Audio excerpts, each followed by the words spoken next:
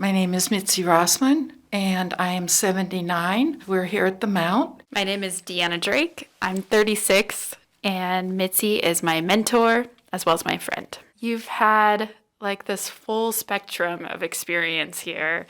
I don't know anyone else that has worked here, has had their mother here, and experienced the Mount as a family member, as well as a volunteer. Of course, your work here in our spiritual care department is so important to all of us, and definitely to me, that's how we met. You know, my mother came here in 1994, and so that's when my main involvement with the Mount started. Prior to that, my father-in-law was here, and my children are in their 50s, and they were little when I started coming here to visit my father-in-law. My mother, who was very debilitated, she couldn't even dress herself or undress herself or bathe herself, and my father and I cared for her for 20 years. And then he died, and then I hired 24/7 caregivers for my mother in the family home, and that wore me out.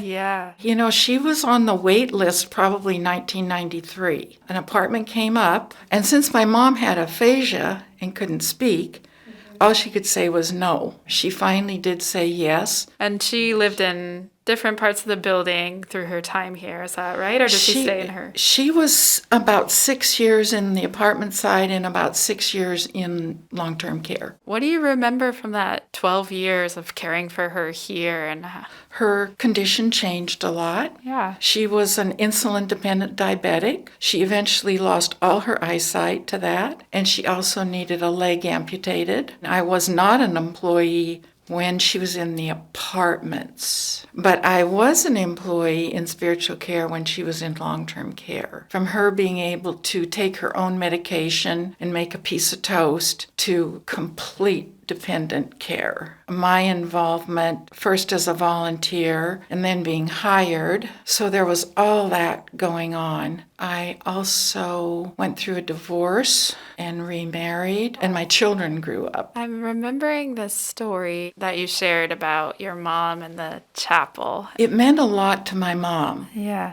And because she couldn't speak and she couldn't really have conversations with people, she was comfortable kind of dealing with and accepting all her limitations. And she loved being in the chapel. In fact, she said, "I love it, love it, love it." So there were there's certain things she could say. My mom had this brain injury for 32 years, so you do learn how to communicate with people beyond just words. I remember asking her sometimes, because we could talk openly about death. She lost her only son. My brother was only 46, and we are a family that was pretty open about talking about those things. And I remember asking her about her funeral mass. She always wanted it at Holy Rosary. I went to Holy Rosary grade school and high school. And then I remember the day she said the Mount. She wanted it here at the Mount. Yeah. She loved it.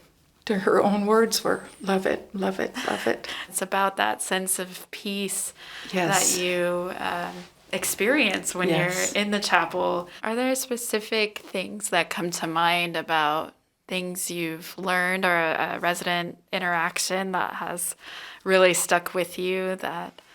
Most of the time when I have learned from a resident and been very inspired from our residents, it's because I've gone in the role of a minister or a service. And I will walk away just shaking my head, thinking, oh my gosh, who served who here, you know? I can totally understand why it's hard to pull one story because I can think of several stories involving you.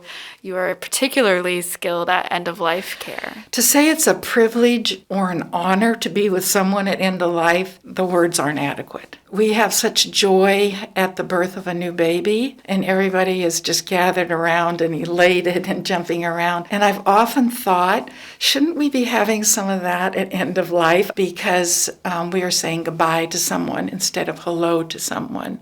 When I left the Mount because there were circumstances. The new director absolutely wanted certification and I wasn't certified, and that was okay. I mean, at that time I had 3 jobs, and it was okay with the new director if I continued to volunteer. But I do remember going to Charlene when I wasn't an employee anymore, just going into her office and crying. And I said, "Charlene, I want to thank you." And she said, "What for?" And I said, "For saying yes." I don't even want to say what the Mount has meant to me. It is more what the Mount has shaped in me. Given you your calling. Given me my calling. Yeah. Allowed me to use my gifts. Supported my gifts. I had literally, Sister Mary Rose started me taking classes, and I never stopped for 5 years. Yeah. Wow.